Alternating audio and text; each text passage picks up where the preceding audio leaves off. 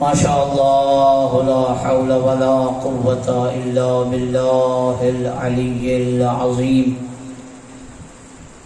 أعوذ بالله من الشيطان اللعين الرجيم. بسم الله الرحمن الرحيم.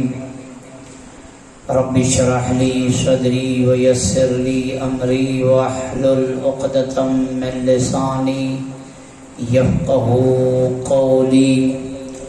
الحمد لله رب العالمين والصلاة والسلام على أشرف الأنبياء والمرسلين سيدنا ونبينا وشفيع ذنوبنا وطبيب قلوبنا ومولانا أبي القاسم محمد. اللهم صل على محمد وآل محمد. والصلاة والسلام على أهل بيته الطيبين الطاهرين المعصومين المنتخبين المنتجبين الغر الميامين الذين قال الله في شأنهم إنما يريد الله ليذهب عنكم الرجس أهل البيت ويطهركم تطهيرا.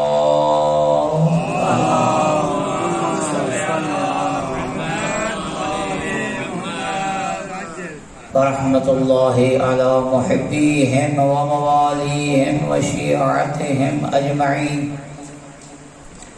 ولعنة الله على أعدائهم وظالميهم وغاصبي حقوقهم ومنكري فضائلهم من يوم عداوتهم إلى قيام يوم الدين. أما بعد فقد قال رسول الله صلى الله عليه وآله وسلم أحب الله من أحب حسينا. صلوات عليه. اللهم صل على محمد وآل محمد. تمام مرحومین کی بخشش اور بلندی درجات کے لیے بار دیگر صلوات. اللهم صل على محمد وآل. اپنی زندگیوں کو سیرت اہل بیت کے ساتھ معطر کرنے کی توفیق حاصل کرنے کے لیے بار دیگر صلوات. اللهم صل على محمد وآل محمد. عزیزوں، نوجوانوں، ماتمداروں، موالیان حیدر کرار، پرسداران سید الشہداء، امامت کے بارے میں گفتگو کل کچھ عرض کی تھی. چونکہ امامت کی تیسری کڑی اور تمام نبیوں کی محنتوں کو نتیجہ تک پہنچانے والی ہستی حضرت امام حسین علیہ السلام کے ایام ہیں اور خاص ایام ہیں. اور یہی وجہ ہے کہ جو دین اسلام میں اہم چیز ہے وہ ہے رضائے پروردگار. تو اسی رضائے پروردگار کو پیغمبر خدا نے منحصر کر دیا ہے رضائے حسین ابن علی کے ساتھ، اور فرمایا ہے کہ اللہ اسی سے محبت کرتا ہے، یعنی اس پر راضی ہے جو حسین سے محبت کرتا ہے، یعنی جو جس پر حسین راضی ہے. کیونکہ محبت اسی سے ہوتی ہے، کوئی کسی سے اس وقت محبت کرتا ہے جب وہ اس پر راضی ہو تبھی محبت کرتا ہے. تو فرمان ذیشان سے یہ بات بھی طے ہو گئی کہ رضی اللہ بھی وہی بن سکتا ہے جس پہ حسین راضی ہوگا. کیونکہ جو حسین کو ناراض کرے یا حسین کی ماں کو ناراض کرے یا حسین کے کسی محبوب کو ناراض کرے، وہ رضی اللہ اللہ کی طرف سے نہیں بن سکتا، اپنے تئیں لاکھ رضی اللہ لکھواتا رہے۔ چونکہ سند رضایت پروردگار، سند محبوبیت کبریا اور سند پسندیدگی الہی اس وقت نصیب ہوتی ہے جب اللہ کے مرضی اور برگزیدہ شخصیتوں کے ساتھ اس کا تعلق اور اس کا واسطہ ٹھیک ہو۔ اور یہی وجہ ہے کہ حضرت پیغمبر اکرم صلی اللہ علیہ وآلہ وسلم نے جہاں یہ فرمایا کہ محبوب کبریا وہی ہو سکتا ہے جو محب حسین ابن علی ہوگا، وہاں یہ بھی فرمایا ہے ان ابنتی فاطمہ من رضیت علیہ فاللہ یرضى علیہ ومن غضبت علیہ فاللہ یغضب علیہ۔ میری بیٹی فاطمہ وہ ہے جس پہ یہ راضی ہوگی، اللہ اسی پہ راضی ہوگا۔ لہذا یہ کوئی غلط فہمی میں نہ رہے اور کسی قسم کے یہ شبہے میں نہ رہے کہ بس اللہ سے ہی لو لگا لی جائے اور اپنے تئیں اللہ کے ساتھ جو ہے وہ واسطہ اور تعلق سیدھے کرنے کے چکر میں الٹا پھرتا رہے تو وہ رضی اللہ بن جائے گا۔ نہیں، رضی اللہ بننے کا راستہ، توجہ سے سنیے گا، جملہ آپ کی خدمت میں عرض کر رہا ہوں، جملے کا ذمہ دار میں ہوں۔ رضی اللہ بننے کا واسطہ مسجد کے دروازہ سے شروع نہیں ہوتا، بطول کے دروازہ سے شروع ہوتا۔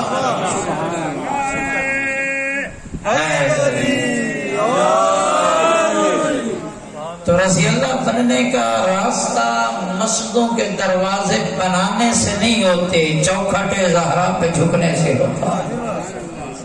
اور وہی زہرا فرماتی ہیں کہ میری آنکھوں کا تارا حسین ہے اور میرے جگر کا ٹکڑا حسین ہے۔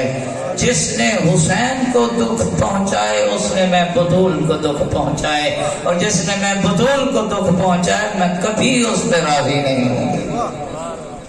تو امامت اور یہ رضا پروردگار یہ ایک بڑا ملا جلا سلسلہ ہے، یہ کوئی جدا چیزیں نہیں ہیں۔ تو امامت کے حوالے سے گفتگو جاری تھی۔ عزیزو، جس قدر یہ نظریے وقت کی ضرورت ہے آج اس عصر میں، اس زمانے میں نظریہ امامت کو جتنا ہو سکے اور امام کو جتنا ہو سکے اجاگر کیا جائے، کیونکہ انشاءاللہ العزیز ہم ظہور امام زمانہ کے عصر کے قریب جا رہے ہیں، اور ہماری صبح و شام کی یہی دعائیں ہیں کہ یا اللہ ہمیں وہ عاشور دکھا جس عاشور میں ہم امام کی معیت میں برپا کر سکیں، ہمیں وہ دن دکھا جس دن ہم امام زمانہ کی معیت میں قاتلان سید الشہداء سے انتقام لے سکیں۔ اور یہ ہماری زندگیوں کی تمنا ہے، اور یہ ہماری زندگیوں کی اور ہمارے جینے کی آرزو ہے کہ ہم زندہ ہیں تو اس لیے ہیں تاکہ اپنے امام کی معیت میں دین اسلام کو نافذ کر سکیں۔ سب آمین کہیے، اور اس کے بعد میں اگلی گفتگو کا آغاز کروں۔ امامت ایک اہم موضوع ہے، اور اس امامت کے نظریے کو جس قدر انسان سمجھے گا اس قدر امام کے ساتھ اس کا رشتہ مضبوط ہوگا۔ ظاہر ہے کہ اگر میں کسی منصب کو جس قدر جانوں گا اس قدر اس منصب کے صاحب سے میرا واسطہ اور ناطہ اور تعلق اتنا جڑے گا اور مضبوط ہوتا جائے گا۔ امام مکتب تشیع میں کیا ہے؟ مکتب تشیع میں امام، جیسا کہ میں نے آج سے 2-3 دن پہلے بھی عرض کیا ہے، الوہیت کے بعد اور نبوت کے بعد والا رتبہ ہے امامت کا۔ نبوت کے بعد آنے والا رتبہ کیا ہے؟ امامت۔ اور نبی اور امام میں فرق یہی ہے کہ نبی پہلے ہوتا ہے اور امام بعد میں ہوتا ہے، اور دوسرا فرق یہ ہے نبی پر اللہ کی طرف سے نبوت والی وحی نازل ہوتی ہے اور امام پر یہ نبوت والی وحی نازل نہیں ہوتی. توجہ رہے، میں نے یہ قید لگائی ہے کہ امام پر نبوت والی وحی نازل نہیں ہوتی. اس کا یہ مطلب نہیں ہے کسی اور قسم کی وحی نازل ہی نہیں ہوتی. اللہ تو قرآن میں نملہ کے بارے میں بھی کہہ رہا ہے کہ جو مکی ہے اس کی طرف بھی اللہ کیا ہے؟ وحی کرتا ہے. اللہ تو شیاطین کی طرف بھی کیا ہے؟ وحی کرتا ہے. وحی ایک سری پیغام کو کہتے ہیں، وحی ایک راز والے پیغام کو کہتے ہیں. یہ پیغام اللہ کسی کو بھی دے سکتا ہے، لیکن وہ جو نبوتی وحی ہے، جو ایک خاص تعلق ہے نبی اور رب کے مابین، وحی کے ذریعے سے. اب وحی کے کتنے طریقے ہیں؟ کبھی جبرائیل آتا ہے، لیکن کبھی پردے کے پیچھے بھی رب اور اس نبی کے درمیان گفتگو ہوتی ہے، اسے بھی وحی کہتے ہیں. ضروری نہیں ہے کہ وحی ہمیشہ جبرائیل لے کر آتا رہا. ایک وحی کے لانے کا طریقوں میں سے طریقہ ہے جبرائیل لاتا تھا. ڈائریکٹ بھی وحی ہوتی رہی ہے. قلب مصطفیٰ پہ ایک اشارہ ہوتا تھا اور ایک حالت اور ایک کیفیت محمد پہ طاری ہو جاتی تھی.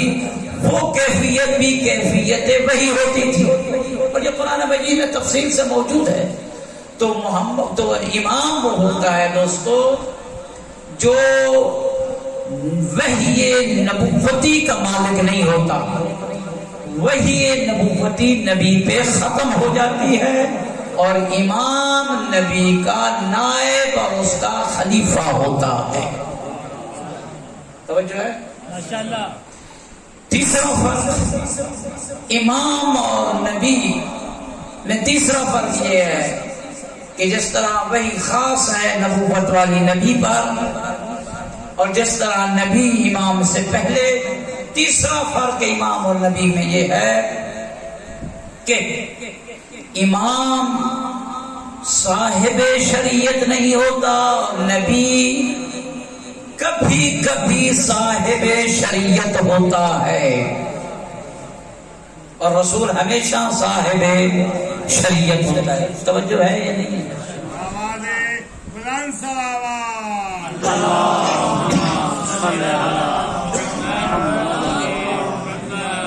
یہ المیہ ہے کہ ہمارے اس منبر اور ہمارے اس مکتب کو، جو مکتب علم ہے اور مکتب علم رہے گا انشاءاللہ، اس کو علم اور آگہی اور عرفان والی باتوں سے کچھ دور لے جانے کی کوشش کی گئی ہے.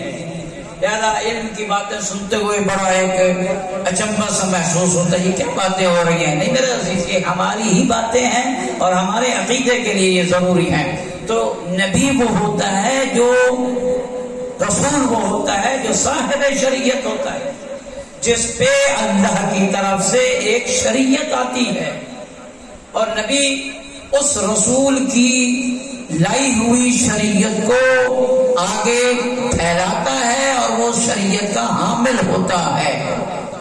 فقط پھیلاتا بھی نہیں ہے بلکہ وہ شریعت کا حامل ہوتا ہے. امام صاحب شریعت نہیں ہوتا، امام اس شریعت کا فقط اور فقط ناشر اور اس شریعت کا محافظ ہوتا ہے. توجہ ہے یا نہیں؟ شریعت مصطفیٰ 61 ہجری میں مر رہی تھی، کس نے اس کی حفاظت کی؟ حسین ابن علی کو نئی شریعت لے کر آئے ہیں. یہ نہیں ہے کہ حسین کی شریعت اور ہے اور مصطفیٰ کی شریعت ہے، غلط ہے. مصطفیٰ ہی کی شریعت کو بچایا ہے حسین ابن علی نے. اور یہ بھی ہم تسامحاً کہہ دیتے ہیں کہ مصطفیٰ کی شریعت ہے، اور اس میں بھی ہم بڑی نرمی کے ساتھ یہ جملہ کہہ دیتے ہیں مصطفیٰ کی شریعت ہے. در حقیقت شریعت اور دین اللہ کا ہوتا ہے، اور انبیاءوں پہ، رسولوں پہ وہ شریعت آتی ہے.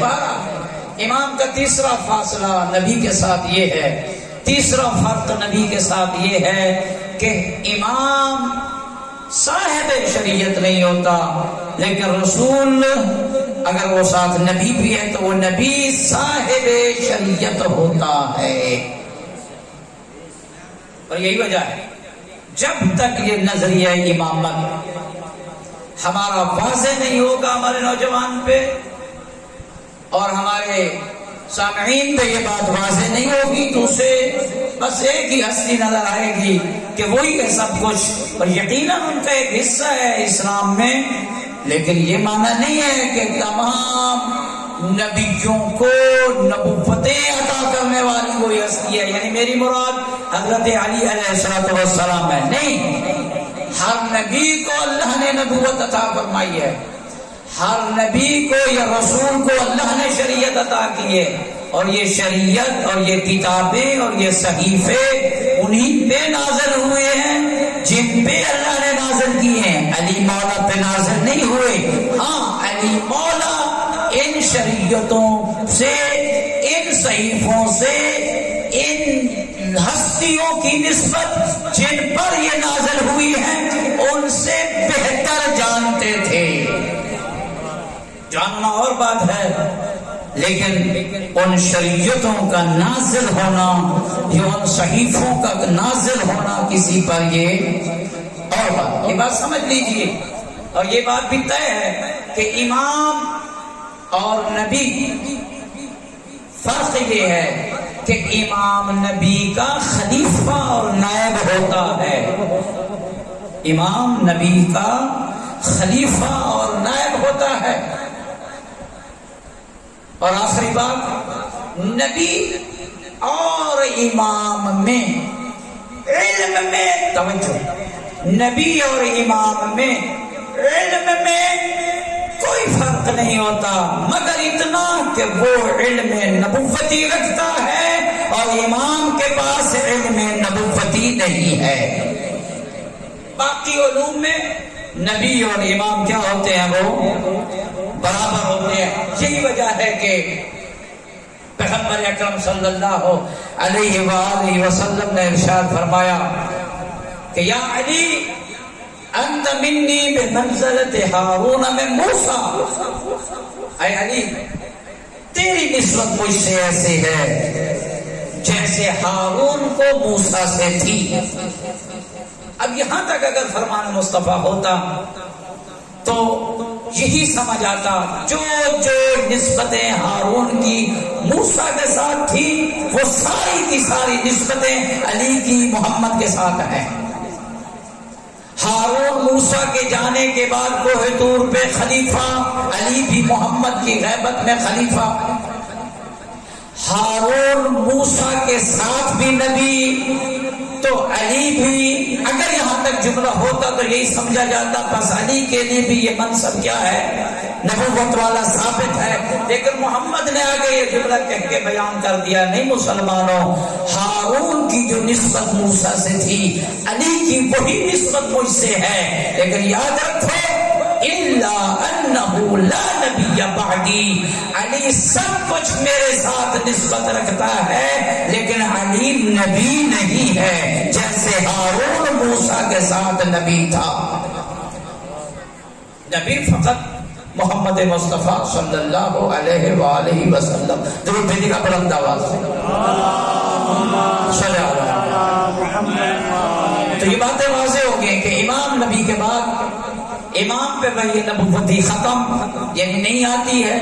امام صاحب شریعت نہیں ہوتا ہے، امام محافظ شریعت ہوتا ہے، امام ناصر شریعت ہوتا ہے، امام مبلغ شریعت ہوتا ہے، امام ناشر شریعت ہوتا ہے، اور امام کا عمل شریعت بنتا ہے اور امام شریعت کو زندگی عطا فرماتا ہے. اور یہی وجہ ہے جب تک یہ فاصلے طے نہیں ہوں گے، جب تک یہ رتبے میرے عزیز و نوجوانوں یہ طے نہیں ہوں گے، اس وقت تک میرے نوجوان کے سامنے یہ پکچر واضح نہیں ہوگی کہ مقام نبی کیا ہے اور مقام امام کیا ہے، مقام نبوت کیا ہے اور مقام امامت کیا ہے. میں کہا کرتا ہوں دنیا والوں کو، اور کئی جگہوں پہ میں نے یہ عرض بھی کیا ہے، اب بباگت اور یہاں کہہ رہا ہوں، مت ہمیں ختم نبوت کا کوئی درس دے. مت ہمیں کوئی تاجدار ختم نبوت کے نعرے لگا کے اپنے آپ کو پاسداران ختم نبوت کہلائے اور ہمیں سمجھائے.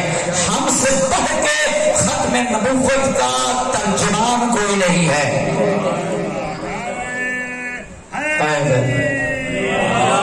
اس لیے کہ ہمارے مکتب میں ہے کہ نبی آخر الزمان کے بعد اگر سلسلہ ہے تو امامت کا ہے.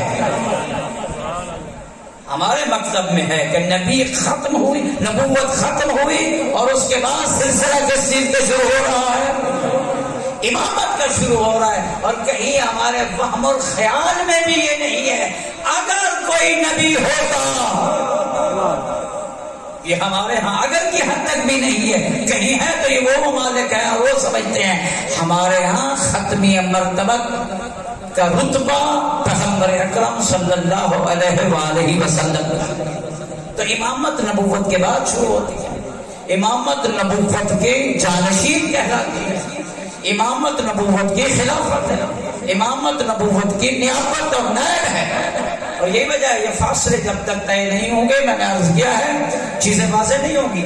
حضرت امام علی رضا علیہ الصلوۃ والسلام نے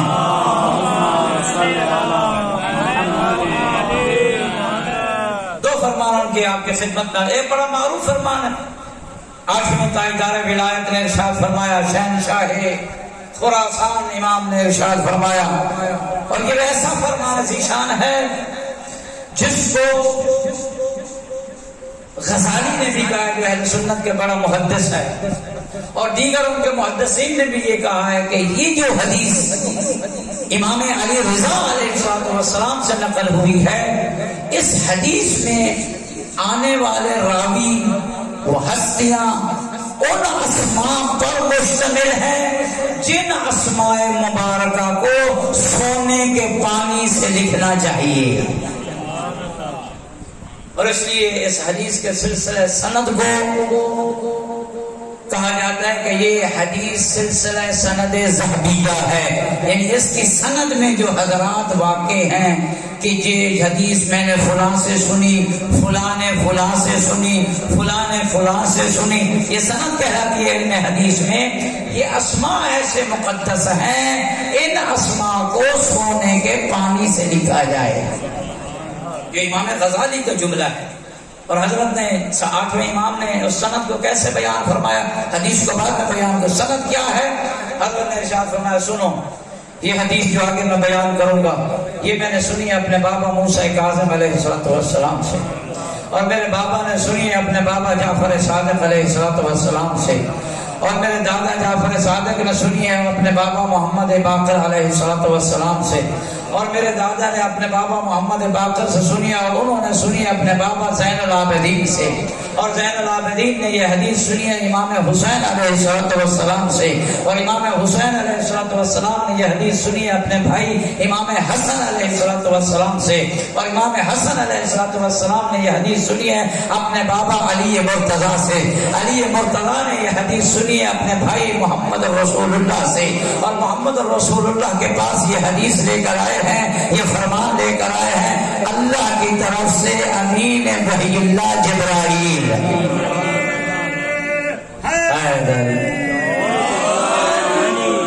اس سلسلہ سند سے جو روایت بیان کی جائے، آیا اس روایت کی حقیقت یا سچ ہونے میں کوئی شک رہ جاتا ہے؟ جس میں اتنے صادقین راوی ہوں، جس میں اتنے صاحبان علم راوی ہوں. دنیا کا بھی ایک اپنا مقدر النصیب ہے. میں کیا کروں، یہ جملے آ جاتے ہیں. دنیا ان سے روایتیں لے رہی ہے جنہیں روایتیں لیتے ہوئے محمد کی زندگی میں فقط 2 سال گزرے تھے، اور جنہوں نے محمد کی ساری زندگی میں محمد کے پیچھے گزاری ہو، ان کو چھوڑ کے غیروں سے روایتیں لے رہی ہے. محمد کا فرمان لینا ہے تو ان سے لیجیے جن کے پاس ہر وقت محمد موجود ہو. یہ سلسلہ سند. اور اس سلسلہ سند کے بارے میں ایک عالم دین جیسا کہ میں نے عرض کیا غزالی نے اور دیگر نے کہا کہ یہ سند ذہب سونے کے پانی سے لکھنے کے قابل ہے. ہمارے علماء نے کیا کہا سنو. ہمارے علماء محدثین اور حدیث نے کیا کہا. ہمارے علماء محدثین نے سن, ہمارے علماء کا نظریہ ہے ولایت اور نظریہ امامت کتنا بلند اور برتر ہے. تم نے سنا ہی نہیں ہے ہمارے علماء کی کتنی عقیدت ہے آل محمد کے ساتھ. ہمارے علماء کہتے ہیں یہ جو سند میں اسماء وارد ہوئے ہیں, توجہ, یہ جو سند میں اسماء وارد ہوئے ہیں یہ کون اسماء ہے؟ اماموں کے نام ہے. موسیٰ کاظم کا نام ہے, جعفر صادق کا نام ہے, علی مرتضیٰ تک نام ہے, پھر ان کے آگے رسول اللہ تک ہے, پھر آگے اللہ, اور اللہ نے جبرائیل کو پیغام بھیجا. فرماتے ہیں ہمارے علماء محدثین ان اسماء کو ہی اگر ورقے پہ لکھ کے کسی گلاس یا کسی برتن میں پانی ڈال کے اس ورقے کو دبو کے وہ پانی اگر کسی مریض کو پلا دیا جائے ان ناموں کے برکت سے وہ مریض شفا یاب ہو جائے. یہ ہمارے علماء کے عقیدہ ولایت ہے. پڑھو علماء, سنو علماء ہیں کون, پھر بات کرو کہ یہ علماء وہابی ہے یہ شیعہ ہے, یہ علماء مقصر ہے یا یہ علماء محب ہے. علماء سے دور کرنے کی یہ سازش کہ علماء کو کہا جاتا ہے کہ یہ مقصر. نہیں میرے دوستو عزیزو, مکتب ولایت کو تجھ تک پہنچانے میں جتنی تکالیف علماء نے جھیلی ہیں شاید کسی اور خطیب نے جھیلی ہوں. میں سب کا احترام کرتا ہوں اور کرتا رہوں گا.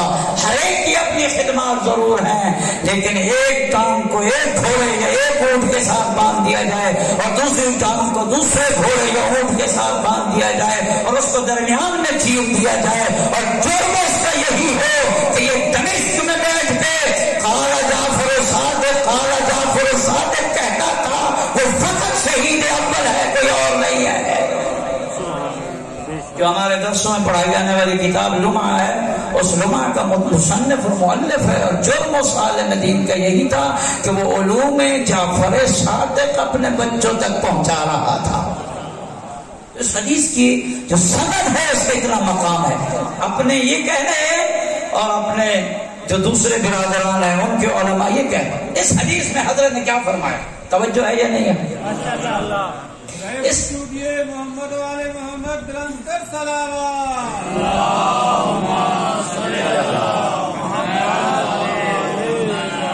میں نے سمجھتا کہ آپ اس قسم کے ڈیجیٹل آلات کے بعد یہ باتیں مجھے کہنی پڑے, خود بخود ہر چیز واضح ہو چکی ہے. بہرحال مجھے آگے جانا ہے. بات یہ میں کر رہا تھا کہ حدیث حضرت سامن الائمہ امام رضا علیہ السلام نے کیا فرمایا, امامت اور نبوت کے درمیان فرق. حضرت نے ارشاد فرمایا کلمۃ لا الہ الا اللہ حصنی ومن دخل فی حصنی امن من عذابی. حضرت نے ارشاد فرمایا کہ اللہ فرما رہا ہے لا الہ الا اللہ کا کلمہ میرا قلعہ ہے.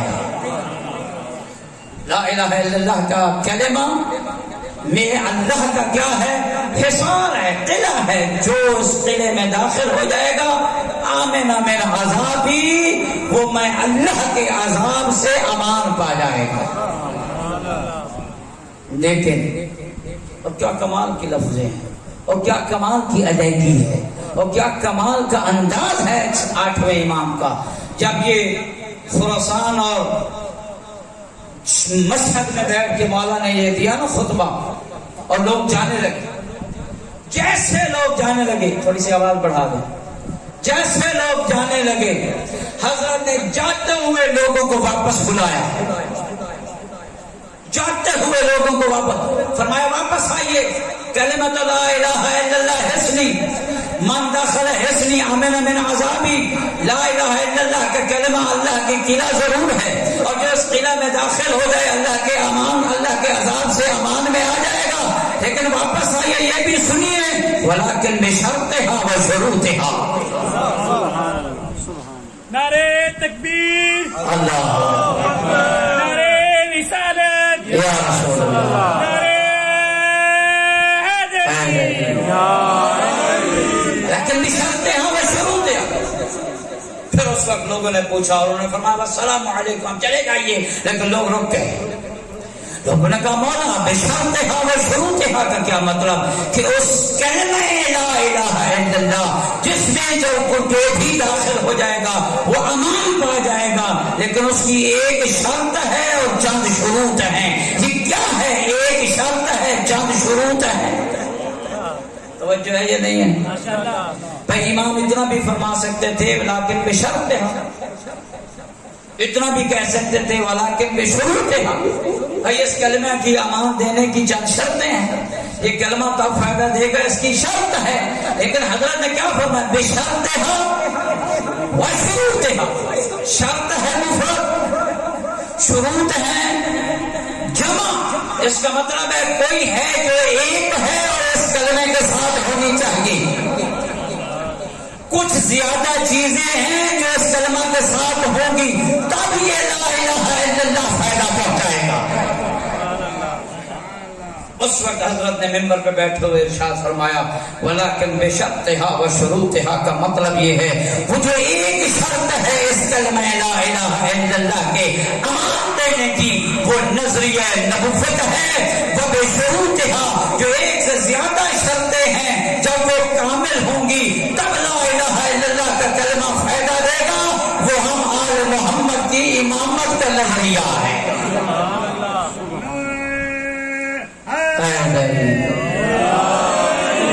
لہذا فقط لا الہ الا اللہ کافی ہوا یا نہ ہوا؟ اس کے ساتھ محمد رسول اللہ جو کہ بشرطہا ہے کافی ہے یا نہیں ہے؟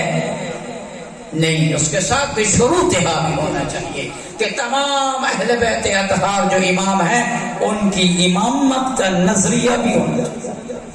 بس نبوت پہلے ہے، اسی فرمان میں جو مجھے نتیجہ دینا ہے وہ یہ ہے، فرمایا 8ویں امام نے بشرطہا و شروطہا، شرط جو کہ ایک ہے وہ نبی آخر زمان کی نبوت کا عقیدہ ہے، بشروطہا جو چند زیادہ ساری چیزیں ہیں وہ ان 12 اماموں کی امامت کا نظریہ رکھنا ہے۔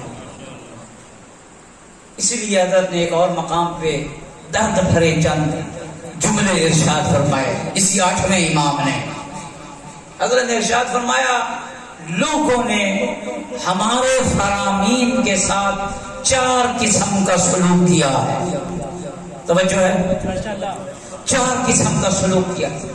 پہلا سلوک ناروا سلوک، پہلا سلوک ہماری طرف کچھ ایسی باتوں کی نسبت دے دی ہے، ہمارے کھاتے میں ڈال دی ہیں جو ہم نے کہی ہی نہیں ہے، اور انہوں نے کہا کہ یہ فلاں امام نے کہہ دیا، یہ فلاں امام نے کہہ دیا، فرمایا یہ ہمارے ساتھ ناروا سلوک۔ دوسرا فرمایا دوسرا یہ کہ ہماری طرف ان چیزوں کی نسبت دے دی گئی ہے اور کہہ دیا گیا ہے کہ یہ آل محمد نے کہا ہے جن میں ہمیں اپنے رب سے بڑھا کر پیش کیا گیا ہے، اور فرمایا یہ ہم نے نہیں کہا ہے بلکہ ہم عباد من عباد اللہ، ہم آل محمد اللہ کے بندوں میں سے بندے ہیں۔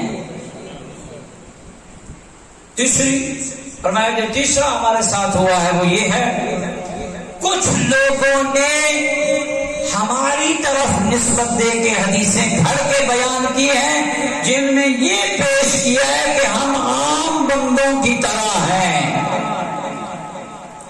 فرمایا جیسے دوسری قسم غلط ہے جنہوں نے ہمیں اللہ جیسا بنا کر پیش کیا، غلو کیا، اسی طرح یہ قسم بھی غلط ہے جس نے ہمیں عام بندوں جیسا بنا کر پیش کیا۔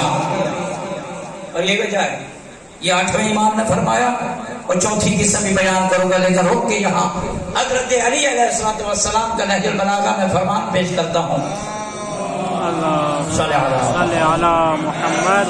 حضرت نے ارشاد فرمایا نہج البلاغہ میں ان لوگوں کو کہ جو لوگ آل محمد کو عام لوگوں کی طرح تصور کرتے تھے، حضرت نے ارشاد فرمایا کمال کا جملہ ارشاد فرمایا لوگوں لا يقاس بآل محمد احد من هذه الامه، اس امت میں سے کسی انسان کا بھی ہم آل محمد پر قیاس نہ کیا جائے۔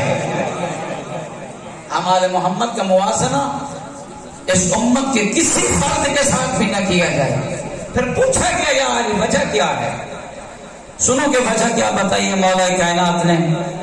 حضرت نے ارشاد میں کیف یصوّا بہم، کیسے ان لوگوں کے ساتھ ہمارا قیاس اور ہماری مساوات کی جاتی ہے. من جرت علیہم نعمتنا، جنہوں نے ہمارے دسترخوان نعمت کھا کر پروان چڑھی ہو، وہ ہم سے کیسے مقابلہ کر سکتے ہیں؟ علم ہم نے دیا، فضل ہم نے دیا، کمال ہم نے دیا، دین ہم نے دیا، رزق ہمارے صدقہ سے کھا رہے ہیں، ان کو ہم پہ قیاس نہ کیا جائے. کبھی بھی آل محمد کو عام لوگوں پہ قیاس نہ کیا جائے. لیکن اس کا یہ مطلب نہیں ہے کہ آل محمد بشر نہیں، بشر ہے، انسان ہے، لیکن کامل انسان ہے، اکمل انسان ہے، افضل انسان ہے، اور ان جیسا کوئی انسان ہے ہی نہیں. چوتھی قسم جو امام رضا علیہ السلام نے بیان فرمائی ہے کہ ہم آل محمد کے فرامین کے ساتھ ناروا سلوک کیا گیا، وہ یہ ہے کچھ باتیں حدیثیں ہماری طرف نسبت دی گئی ہیں جن میں مخالف فرقوں کے پیشواؤں کو گالیاں دی گئی ہیں. فرمایا ہم ان حدیثوں سے برات کا اعلان کرتے ہیں. ہماری طرف ایسی حدیثوں کی نسبت دینا غلط ہے. لہذا عزیزوں، اور امام نے بربلا ارشاد فرمایا کہ جنہوں نے ہمیں اپنے جیسا تصور کیا وہ بھی غلط ہیں، اور یہ حدیثیں ان لوگوں نے لی ہیں جو ہمارے دشمن ہیں، اور انہوں نے ان حدیثوں سے تمسک کیا اور کہا کہ جی امام یہ کہہ رہے ہیں کہ ہم تو فلاں بندے کی طرح ہیں، لہذا انہوں نے ان حدیثوں سے اپنا نظریہ بنا لیا. فرمایا یہ غلط. اور جن حدیثوں میں ہمیں اللہ کے برابر بنا کر پیش کیا گیا ہے کہ ہم اللہ کی طرح ہیں، اللہ سے بھی نعوذ باللہ آگے ہیں، غلط کیا گیا ہے. فرمایا ان حدیثوں کو ہمارے دشمنوں نے بہانہ بنا کر ہمارے ماننے والوں کو کافر قرار دیا ہے، اور یہ غلط ہے. ہم ان حدیثوں کے کہنے والے نہیں ہیں. اور حضرت نے بھی ارشاد فرمایا یاد رکھو، اور جس حدیث میں آپ کو ہمارے بارے میں یہ ملے کہ ہم نے اپنے کسی مخالف فرقے کی شخصیت کو گالی دی ہے، یہ حدیث بھی ہماری طرف سے نہیں ہے. لہذا گمراہی پھیلانے والے سوچیں قبل اس کے کہ وہ گمراہی پھیلائیں، اس گمراہی پھیلانے کا حساب دینا ہے، اس ایک جملے کا انہیں حساب دینا ہے. اور یہی وجہ ہے کہ علماء فرماتے ہیں کہ جو شخص کسی کو کوئی کلمہ یاد کرواتا ہے، توجہ، کوئی جملہ یاد کرواتا ہے، اگر ہدایت والا ہے جب تک اس جملے پہ عمل کرتا رہے گا اس کے نامہ اعمال میں بھی لکھا جاتا رہے گا جو عمل کر رہا ہے. جس نے ہدایت والا جملہ دیا ہے اس کا نامہ اعمال بھی کھلا رہے گا، اور جس نے کوئی گمراہی والا جملہ دیا، جو خطابت میں آ کے جملہ دے گیا، کسی اور وجہ سے دنیا داری میں آ کے جملہ دے گیا، پیسوں کے لالچ میں، فیس کے اس قسم کے لالچ میں آ کے جملہ دے گیا، گمراہی والا اگر جملہ دے گیا، یاد رکھیے علماء فرماتے ہیں، معصومین فرماتے ہیں، اگر وہ تنہائی میں، توجہ یہ جملہ آپ کی خدمت میں عرض کر رہا ہوں، اگر وہ تنہائی میں پشیمان ہو کے مسجد کے کسی کونے یا محراب میں بیٹھ کے مصلی بچھا کے اللہ کے سامنے توبہ کرے نہیں صحیح، اللہ اس کی توبہ کو اس وقت تک قبول نہیں کرے گا جب تک ان لوگوں کی ہدایت نہیں کرے گا جنہوں نے اس کے گمراہی والے جملوں کو پلے باندھ کے عمل کیا تھا. ایک ایک کا دروازے کو دستک دے کہ میں نے فلاں دن آپ کے یہاں مجلس پڑی تھی یا وہاں بیٹھا تھا بیٹھک میں فلاں جگہ پہ فلاں مقام پہ میں نے یہ جملہ کہا تھا، یہ جوش خطابت تھی، یہ غلط جملہ تھا، یہ میں نے فلاں کے چکر میں آ کر کہا تھا، اپنے بڑھاؤ کے لیے یہ بات کی تھی، یہ نیاز کے چکر میں بات کی تھی، یہ بات نہ قرآن میں ہے، یہ بات نہ حدیث میں ہے، نہ یہ بات علماء نے کہی ہے، یہ بات غلط ہے، نہ کسی امام نے کہی ہے. لہذا میں اب آپ کو وضاحت پیش کر رہا ہوں، اس کے بعد تو جان اور تیرا کام جان. تب اس کی گناہ خلاصی ہوگی، ورنہ تنہائی میں بیٹھ کے بندہ کہے اس نے توبہ کر لی ہے، جس نے ہزار بندوں کو گمراہ کیا ہے، ان گمراہوں کی ہدایت کا ذمہ دار کون ہے؟ نہیں میرے دوستو عزیز اور بزرگوں، تو معصوم نے بڑی باریک چیزیں ہمیں بیان فرمایا. معصومین کے فرمان کے ساتھ یہ کھلونا کھیلا گیا. امامت کیا ہے؟ اور اگر امام معصوم، امام برحق، ہمارے ائمہ کے فرامین کو سمجھ لیا جاتا، پڑھ لیا جاتا، درک کر لیا جاتا، امام فرماتے ہیں لو عرف الناس محاسن کلامنا، اگر لوگ ہمارے کلام کے حسن اور جمال کو جان لیتے لتبعونا، وہ کہیں جاتے بھی نہ ہماری ہی اتباع کرتے. دیکھو لوگوں نے آل محمد کے کلام کو پڑھا ہی نہیں. آل محمد کے کلام، ہر قسم کی بات ہمارے گھر میں ہوگی، ہر قسم کی کتاب لٹریچر بچے کے ہاتھ میں دینا ضرور. وقت کا تقاضا ہے بچوں کو آگاہی ہونی چاہیے، وقت کا تقاضا ہے بچوں میں یہ چیز اویئرنیس ہونی چاہیے. ان چیزوں کی اویئرنیس تو ضروری ہے، لیکن تیرے 12 اماموں نے کیا فرمایا؟ ان کی اویئرنیس کی ضرورت نہیں ہے. اور پھر تیرے 12 اماموں کے فرامین کی جو شرح کرنے والے ماہرین ہیں، علماء ہیں، فقہا ہیں، ان کی کتاب اپنی بیٹی اور بیٹے کے ہاتھ میں کیوں نہیں تھماتے ہو اور یہ کہہ کر ڈال دیتے ہو فرمان عربی میں اس کے اردو ترجمے ہو چکے ہیں، میرا بچہ ماشاءاللہ پڑھا لکھا ہے، خود بخود سمجھ لیتا ہے. میرے دوست، میرے عزیز، اتنا آل محمد کے فرمان کو حقیقی جانا ہے کہ تو اقبالیات کے لیے تو پروفیسر کے سامنے بیٹھتا ہے، سامنے آل محمد کے فرمان کے لیے کسی عالم کی ضرورت نہیں ہے. یونیورسٹی میں جائیے اور کہیے کہ مجھے اقبالیات دیجیے، میں اس میں PhD کرنا چاہتا ہوں، لیکن میری بیٹی گھر میں بیٹھ کے پڑھے گی، خود سمجھ لیتی ہے الحمدللہ اس نے BA بہت اچھی ڈگری میں کی ہے. سب کہیں گے یہ یونیورسٹی ہے، پاگل خانہ نہیں ہے.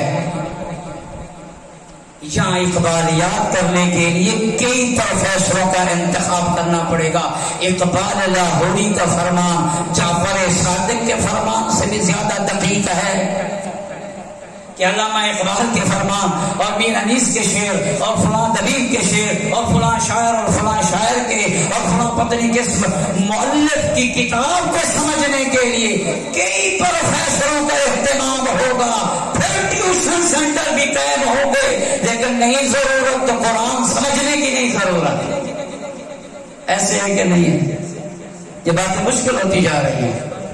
قبلہ ہم کتاب لیتے ہیں، اصول کافی کا ترجمہ موجود ہے، وسائل شیعہ کا مثلا ترجمہ موجود ہے، قرآن کا ترجمہ موجود ہے، اردو میں ترجمہ، انگلش میں ترجمہ، اور میرے بیٹے بھی الحمدللہ انگلش بھی جانتے ہیں، اردو بھی جانتے ہیں، سب کچھ جانتے ہیں، سمجھ لیتے ہیں. یہ تو ترجمے والا اردو ہے، جو اصل اردو ہے اقبال کا وہ اتنا سخت ہے کہ تیری سمجھ میں نہیں آتا استاد کے بغیر.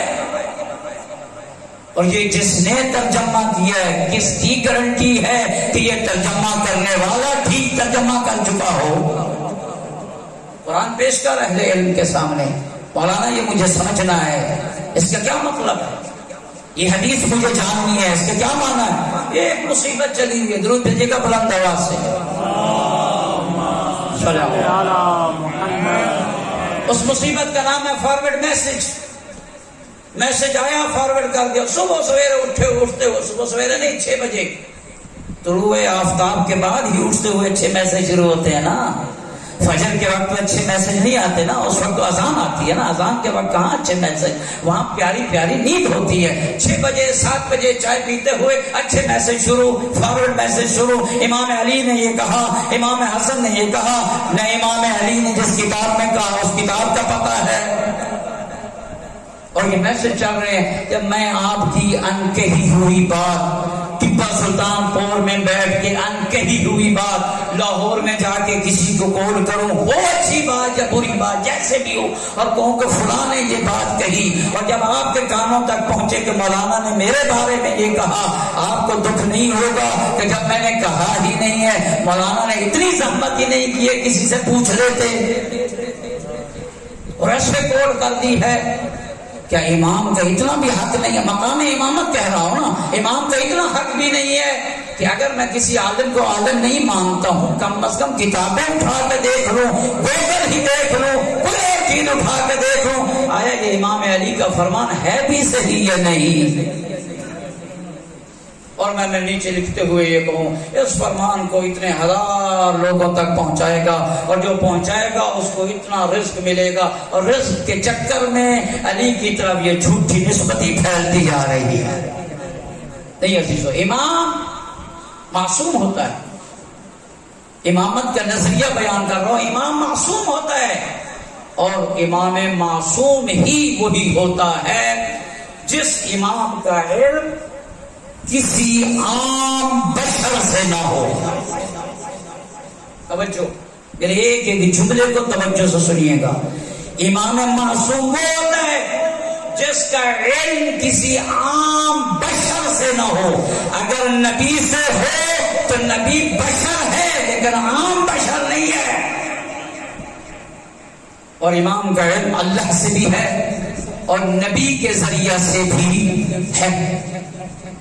اور یہی وجہ ہے کہ ہمارے اماموں نے جتنی بھی حدیثیں پیش کی، یہی حدیث جو میں نے حضرت امام علی رضا علیہ السلام کی پیش کی ہے، یہ علم ہے، یہ علم نہیں ہے. کیا خیال ہے؟ یہ حدیث علم ہے، یہ علم نہیں ہے؟ علم ہے. یہ امام نے کس سے بیان فرمائی؟ یہ علم امام نے کس سے لیا؟ 8ویں امام نے 7ویں سے، 7ویں نے 6ٹھے سے، 6ٹھے نے 3رے سے، 3رے نے پہلے سے، پہلے نے رسول اکرم سے. تو ان ساروں کو یہ بات بتانے والا کون ہوا؟ رسول اکرم. پھر کون سی مشکل پیش آتی ہے جب کہا جاتا ہے کہ میرے علی ولی نے رسول سے علم لیا ہے؟ نبی بشر ہے لیکن عام بشر نہیں ہے. نبی وہ ہے جو یہاں بیٹھ کے لوح محفوظ کا اللہ کے اذن سے مطالعہ کرتا ہے. پھر وہی نبی علی کو بتاتا ہے، پھر وہی علی حسن کو بتاتا ہے، پھر وہی حسن حسین کو بتاتا ہے. اور یہی وجہ ہے یہ دشمن مان گیا کہ جب شام کے دربار میں حضرت امام زین العابدین علیہ السلام نے اجازت مانگی کہ اے یزید مجھے خطبہ دینے دیجئے، اس نے پرسپیس کی کہ زین العابدین کو خطبہ نہیں دینے دینا اور اس نے اذان شروع کروا دی. وہاں بیٹھے ہوئے ایک بندے نے کہا، ہے تو ایک نوجوان، ہے بھی زخمی، ہے بھی ہتھکڑیوں میں جکڑا ہوا، گردن میں توق ہے، کمر میں لنگر ہے، پاؤں میں بیڑیاں ہیں، تیرے پاس اتنا لشکر ہے، تیرے پاس اتنی فوج ہے، کیا ڈر ہے تجھے؟ اگر یہ آئے گا چند باتیں کہہ دے گا، ڈر کیا ہے؟ اسے بولنے دے. توجہ ہے؟ اسے بولنے دے. سنو گے اس وقت یزید نمک خان نے کیا کہا تھا؟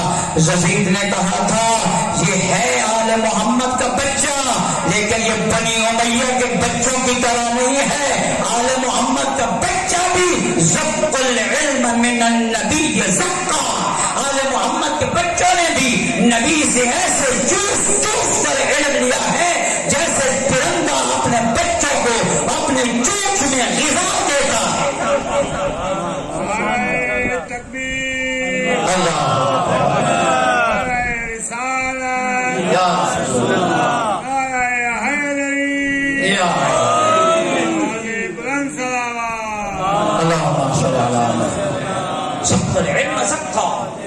اس اہل بیت کے بچے نے نبی سے ایسے چوس چوس کر علم لیا ہے جیسے پرندے اپنے بچوں کو اپنی چونچ میں دانا ڈال کے ان کے منہ میں رکھتے ہیں. نبی سے علم لینا یہ ائمہ کی صفت ہے. امام معصوم جو اللہ سے علم لیتا ہے یہ نبی، اور نبی کا علم کہاں سے ہوتا ہے؟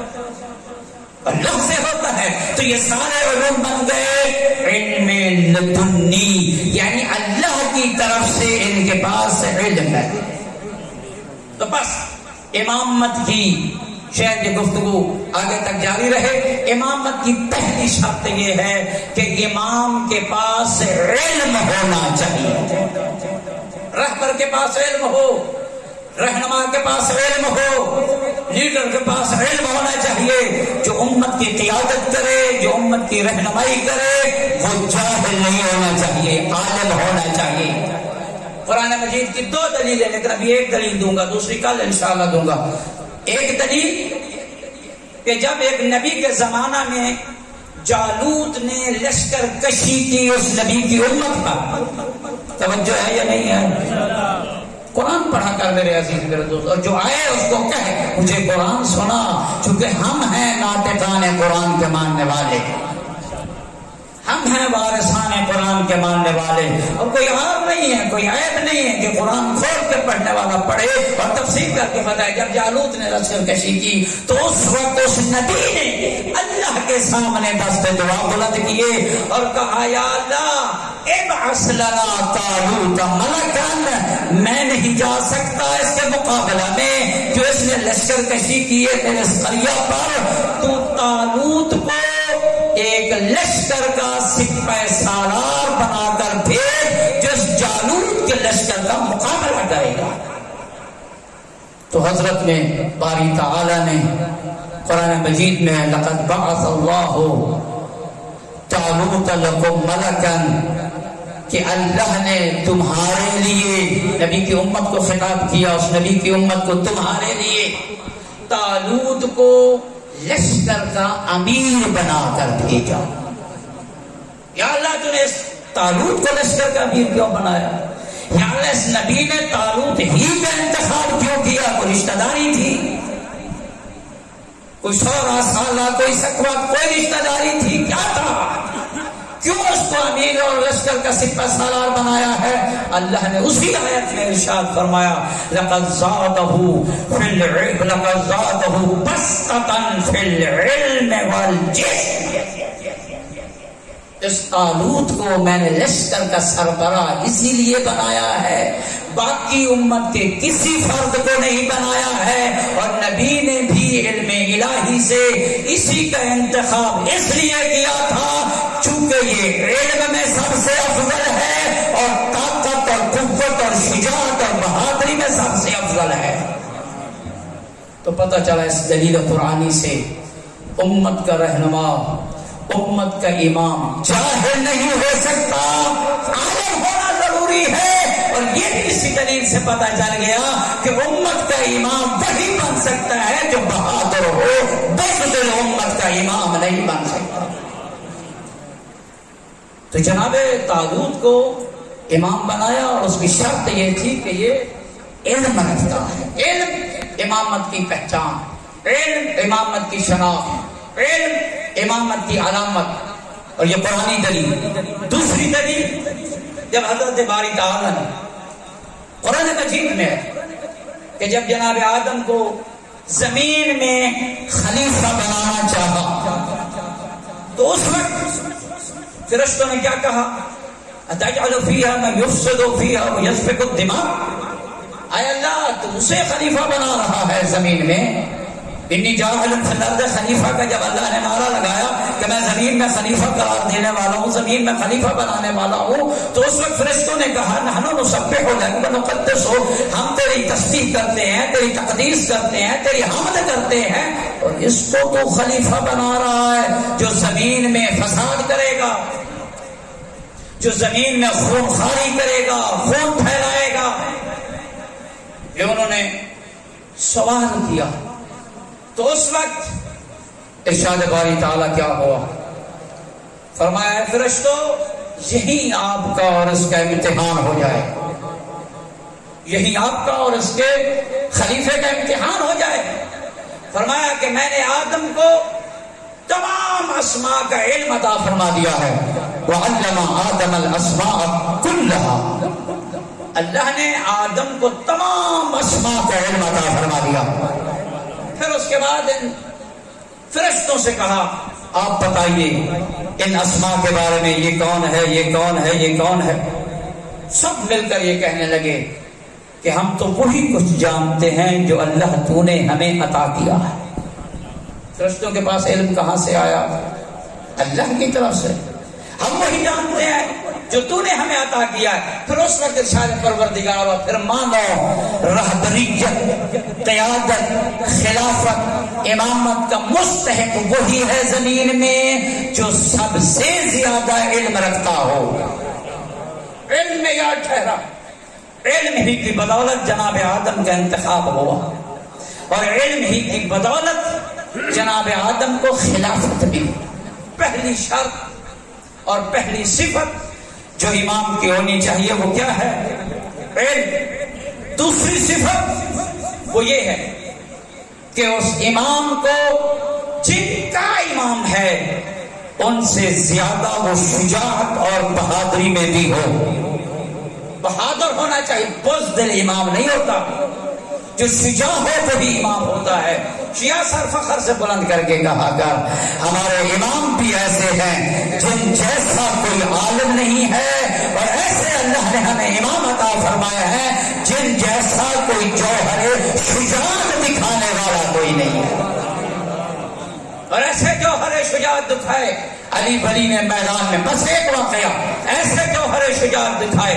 ایک مارکہ میں علی ولی لڑ رہے ہیں، زیرہ نہیں ہے. علی کا معمول تھا کہ علی پشت پہ زیرہ پہنتے ہی نہیں تھے، سامنے پہ زیرہ پہنتے تھے، اور وہ بھی ایک چھوٹی سی زیرہ ہوتی تھی. آنے والے نے آ کر کہا یا علی پیچھے سے زیرہ پہنا کر بہادر امام کا تعارف کروا رہا ہوں، شجاع امام کا تعارف کروا رہا ہوں جس کی شجاعت پہ سارے مورخین نے اتفاق کیا ہے. پیچھے سے زیرہ پہنا کرو. کیوں؟ کہنے لگا جنگ کا مارکہ ہوتا ہے، جنگ کا مسئلہ ہوتا ہے، زیرہ ہونی چاہیے، امان ملے گی.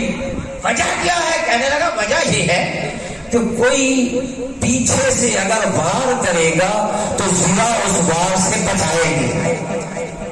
سنو گے تیرے پیر علی نے کیا فرمایا؟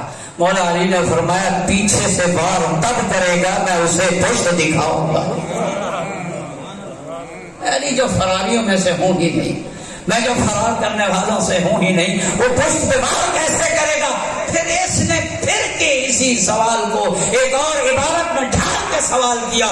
کہا علی توجہ، علی آپ تو پشت نہیں دکھائیں گے لیکن وہ چھپ کے کسی کمین گاہ میں چھپ کے پیچھے سے وار کر سکتا ہے، لہذا پیچھے پہ زیرہ پہن کے آیا کرو. سنو دیس نے جب یہ کہا، علی ولی نے کہا کیا کہہ رہے ہو؟ کہنے لگا مولا وہ چھپ کے وار کر سکتا ہے، آپ تو پیٹھ نہیں دکھاؤ گے. علی ولی نے کہا تو نے ہمیں اماموں کو سمجھا ہی نہیں ہے، تو نے مقام امامت کو جانا ہی نہیں ہے، تو نے امام کو پہچانا ہی نہیں ہے. واللہ نحن ننظر من الخلف کما ننظر من الامام. ہم پیچھے سے بھی اسی طرح دیکھتے ہیں جیسے آگے سے دیکھتے ہیں. ہم سے چھپ کے کون جا سکتا ہے؟ ہم سے کون چھپ کے جا سکتا ہے؟ یہ ہے علم آل محمد. دیا کس نے ہے؟ اللہ نے دیا ہے. اور یہی وجہ ہے یہ آل محمد کا علم اتنا. اور یہیں پہ میں آج کی گفتگو کا اختتام کرتا ہوں. فرمایا کرتے تھے ہمارے سامنے یہ کائنات ایسے ہی ہے جیسے ہاتھ کی ہتھیلی تیرے سامنے ہے. اللہ جب چاہتا ہے ہمیں وہ چیز جنوا دیتا ہے. بہادری میں بھی اپنی مثال آپ، شجاعت میں بھی اپنی مثال آپ، علم میں بھی اپنی مثال آپ. عزاداروں مجھے آج ایک ایسے بہادر اور شجاع کا تذکرہ کرنا ہے جس کے والد کے بارے میں مولا کائنات نے ایک دن رسول اکرم سے پوچھا، یا رسول اللہ عقیل سے آپ کو کتنی محبت ہے، میرے بھائی عقیل سے آپ کو کتنا پیار ہے. سنو گے پیغمبر اکرم نے کیا فرمایا؟ فرمایا علی مجھے عقیل سے دو وجہوں سے محبت ہے، دو سببوں سے محبت ہے. ایک اس وجہ سے عقیل سے محبت ہے چونکہ میرے چچا ابو طالب کو عقیل سے بڑی محبت تھی، مجھے بھی اپنے ابو طالب چچا کی تأسی میں عقیل سے بڑی محبت ہے. اور دوسری وجہ جو رسول نے فرمائی ہے، رسول نے فرمایا مجھے عقیل سے دوسری وجہ سے اس لیے محبت ہے کہ عقیل کا بیٹا مسلم میرے حسین پہ قربان ہوگا. عقیل کا بیٹا مسلم میرے حسین پہ پہلی قربانی دے گا. غریب مسلم، غریب کوفہ، شہید کوفہ، کتاب کربلا کی دیباچے کا نام ہے شہید مسلم ابن عقیل. پہلا شہید تو کربلا میں ہوا لیکن اس کتاب کربلا کا جو دیباچہ ہے وہ مسلم نے کھولا ہے. عزادارو مسلم جب کوفہ میں جنگیں لڑتا تھا نا، جنگ جب لڑ رہا تھا کوفہ میں، مسلم رجز پڑھتے ہوئے اور کچھ نہ کہتا تھا، بس اتنا ہی کہتا تھا. جب دائیں والے کو پچھاڑتا، بائیں والوں کو پچھاڑتا، قلب لشکر پہ حملے کرتا. ہر مجاہد رجز پڑھتا ہے, سنتے رہتے ہو. مسلم کے رجز کیا تھے؟ مسلم یہی کہتا تھا کاش آج میرے ساتھ اکبر ہوتا, اجرکم اللہ, آج میرے ساتھ عباس ہوتا, میں کوفے والوں کو بتاتا جنگ کیسے کی جاتی ہے. اجرکم اللہ. مسلم کا مقام اتنا مقام ہے, اتنا مقام ہے مسلم ابن عقیل کا. جب حسین ابن علی نے کوفے والوں کی طلب پہ مسلم کو بھیجا نا اپنا سفیر بنا کے, اپنا وکیل بنا کے, جوابی خط میں کیا القاب لکھے؟ فرمایا انہ اخی وابن عمی وثقتی من اہل بیتی, یہ میرا چچا زاد بھی ہے, میرا بھائی بھی ہے, لیکن کوفہ والوں میری اہل بیت میں سے بااعتماد ترین مسلم ہے. 18,000 لوگوں نے کوفہ میں مسلم کے ہاتھ پہ بیعت کی. بس ہزار چند جملے, 18,000 لوگوں نے بیعت دی. ابن زیاد آیا, کوفہ میں وارد ہوا, حالات تبدیل ہوئے, لوگوں نے مسلم کو چھوڑنا شروع کر دیا. بس ایک شب وہ بھی آئی کہ مسلم مسجد کوفہ سے جب نکلے نماز پڑھ کے, دائیں بھی دیکھتے ہیں بائیں بھی دیکھتے ہیں, کوئی مسلم کے ساتھ نہیں ہے. مسلم اجنبی ہے, کوفہ کی گلیوں سے نہ واقف ہے, کبھی اس گلی میں کبھی اس گلی میں, راستہ جاننے والا مسلم نہیں ہے. بس ایک دروازے کے پاس آئے اور اس دروازے کے پاس آ کر بیٹھ گئے. بیٹھے, اس دروازے سے پیچھے ایک خاتون نے جب محسوس کیا کہ ہمارے دروازے کے باہر کوئی بیٹھا ہے, اس نے دروازہ کھولا, کہا یا عبداللہ تو اجنبی ہے, تو نامحرم ہے, تو ہمارے دروازے پہ کیوں بیٹھا ہے؟ سنو کہ مسلم نے کیا کہا. مسلم نے کہا ہو سکے تو تھوڑا سا پانی دے دے. اجرکم اللہ.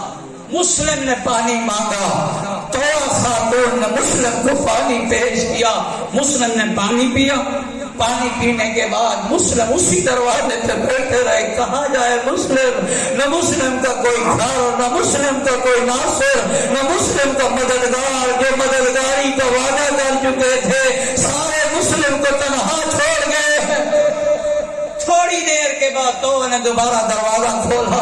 تو نے کہا یا عبداللہ تو جانتا ہے میں کنیز ہوں, میں خاتون ہوں, تو مرد ہے, تیرا یہاں بیٹھنا جائز نہیں ہے, تو چلا جا اپنے گھر کیوں نہیں جاتا ہے؟ سنو کہ مسلم نے کیا کہا. اور مسلم نے کہا گھر وہ جائے جس کا یہاں گھر ہو, لیس لہی اہل ولا عشیرتین. اور کوفہ میں مسلم کا نہ کوئی خاندان ہے, اور مسلم کا نہ کوئی گھر ہے, اور مسلم کہاں جائے؟ اجرکم اللہ. تو نے جب یہ کلمات سنے نا, اللہ نے اس کے دل میں معرفت میں اضافہ کر دیا. تو نے کہا کہیں اتنا بتا, تو میرے حسین کا سفیر مسلم کا نہیں, تو میرا مولا حسین کا بھیجا ہوا وکیل, اور جسے کوفہ والوں نے دھوکہ دے دیا ہے, اور جسے کوفہ والوں نے چھوڑ دیا ہے, کہیں تو میرے حسین کا وکیل مسلم کا نہیں ہے. کہنے لگا ہاں میں تیرے حسین کا سفیر مسلم ہوں. تو نے قدموں پہ ہاتھ رکھے, معافی مانگی, معافی مانگ کر کہا مولا مجھے جملے کی معافی دے دیجیے, یہ گھر بھی آپ کا ہے, یہ گھر کے مالک بھی آپ کے ہیں, میں تو آپ کی کنیز ہوں. مسلم کے لیے گھر کھلا. بس عزادار مسلم نے اس گھر میں داخل ہوتے ہی عبادت کرنا شروع کی. ساری رات مسلم عبادت میں مصروف رہے. جب دن ہوا, کیا گھڑی تھی, جب دن ہوا, اس طوا کا ایک بیٹا بلال نامی تھا جو ابن زیاد ملعون کے ساتھ ملا ہوا تھا. اس نے جا کے مخبری کر دی کہ جسے آپ کوفہ کی گلی گلی میں تلاش کر رہے ہو وہ مسلم ہمارے گھر میں ہے. ابن زیاد کو پتہ لگنا تھا. اس ملعون نے لشکر کو بھیجا. جب لشکر کے آنے کی آواز سنی, مسلم ابن عقیل اس طوا خاتون کے گھر سے باہر نکلنے لگے اور انا للہ و انا الیہ راجعون کا کلمہ پڑھا. جیسے مسلم مسلم نے اِنَّا لِلَّهِ کا کلمہ پڑھا تو آگے بڑھ کر آئی، کہنے لگی مولا آپ ہاشمی جوان ہیں، آپ جنگجو ہیں، بہادر خاندان کے بہادر بیٹے ہیں، آپ علی اور عقیل سے جوہر شجاعت سیکھے ہوئے ہیں، آپ کیوں گھبرا رہے ہو؟ سنو گے مسلم نے کیا جواب دیا؟ اور مسلم نے کہا تو یا امت اللہ کنیز خدا، میں جنگ سے نہیں گھبرا رہا، مجھے رلاتی یہی بات ہے کوفے کا رنگ بھی بدل گیا اور میں نے خط لکھا حسین کو، حسین زینب لے کے آئے، اجرکم اللہ، حسین زینب لے کے آ رہے ہیں۔ مسلم نے جنگ کی، ادھر حسین ابن علی کا قافلہ منزل صوف پہ پہنچا، جیسے منزل صوف پہ پہنچا بنی اسد میں سے دو افراد آ رہے تھے۔ حسین ابن علی کے انصار نے ان دو شخصوں سے پوچھا کہاں سے آ رہے ہو؟ انہوں نے کہا ہم کوفہ سے آ رہے ہیں۔ مسلم ابن عقیل کا پوچھا کوفے سے آنے والوں مسلم کا کیا حال ہے، کوفے کے کیا حالات ہیں؟ سنو گے بنی اسد کے لوگوں نے کیا کہا؟ بنی اسد کے لوگوں نے کہا جب ہم نے کوفہ کو چھوڑا اس وقت حال یہ تھا وہ مسلم شہید ہو چکا تھا، وہ مسلم کی ٹانگوں میں رسی ڈال کے اور گھوڑے کے ٹانگ کے ساتھ باندھ دی گئی تھی اور کوفہ کی گلیوں میں وہ مسلم کی لاش سے پھرایا جا رہا۔ اجرکم اللہ، جیسے انصار حسین کو یہ مسلم کی شہادت کی خبر ملی فوراً حسین کے پاس آئے، کہنے لگے مولا ہمارے پاس ایک خبر ہے لیکن خلوت میں آئی ہے، تنہائی میں آپ کو خبر دیں گے۔ مولا نے دائیں دیکھا، مولا نے بائیں دیکھا، کہا سارے اپنے بیٹھے ہیں، کسی سے چھپانے کی ضرورت نہیں ہے، کیا خبر ہے؟ صحابہ نے کہا مولا ابھی ابھی بنی اسد کے دو افراد ہیں کوفہ سے، انہوں نے کہا مسلم کو شہید کر دیا گیا ہے اور مسلم اور ہانی کے لاشوں کو کوفہ کی گلیوں میں پھرایا جا رہا ہے۔ حسین نے جیسے یہ خبر سنی حسین نے رونا شروع کیا، روتے روتے عزادارو زینب کے خیمہ میں آئے، بہن زینب کو کہا میری بہن زینب ہمارے کافرہ میں مسلم کی بیٹی تھی، عاتقہ مسلم کی بیٹی تھی اور مسلم کی بیٹی کو میرے پاس لے آؤ۔ عاتقہ کو مولا کے پاس لایا گیا اور مسلم کی بیٹی کو اجرکم اللہ، مسلم کی بیٹی کو حسین نے گود میں بٹھایا اور مسلم کی بیٹی کے سر پہ شفقت کے ہاتھ پھیرنا شروع کیے، کبھی دائیں رخسارے کا بوسہ اور کبھی بائیں رخسارے کا بوسہ۔ زینب کو کہا زینب ہمارے تبرکات میں چھوٹے سے گوشوارے بھی تھے، لے آؤ گوشوارے، اور میں عاتقہ کو اپنے ہاتھوں سے پہنانا چاہتا ہوں۔ جیسے گوشوارہ لے کر آئی زینب، حسین نے عاتقہ کو گوشوارے پہنانے شروع کیے، سینے سے لگانا شروع کیا۔ عاتقہ سمجھدار گھرانے کی بیٹی تھی اور ماموں کے گلے سے جھپک کر کہتی ہے ماموں پہلے بھی آپ پیار کرتے ہیں لیکن آج والا پیار ایسے لگتا ہے اور جیسے یتیموں کے ساتھ کیا جائے۔ کیا میرا بابا مسلم شہید تو نہیں ہو گیا؟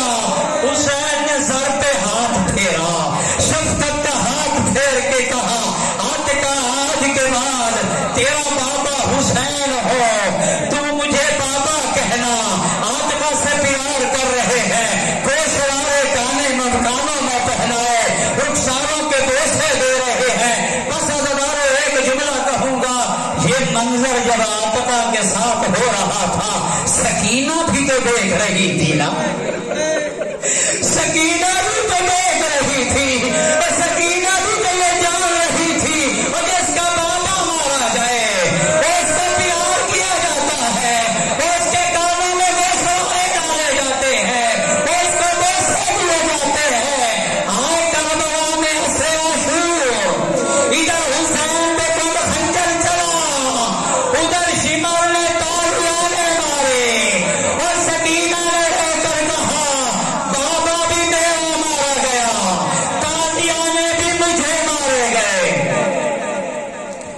ألا لعنة الله على القوم الظالمين وسيعلم الذين ظلموا أي منقلب ينقلبون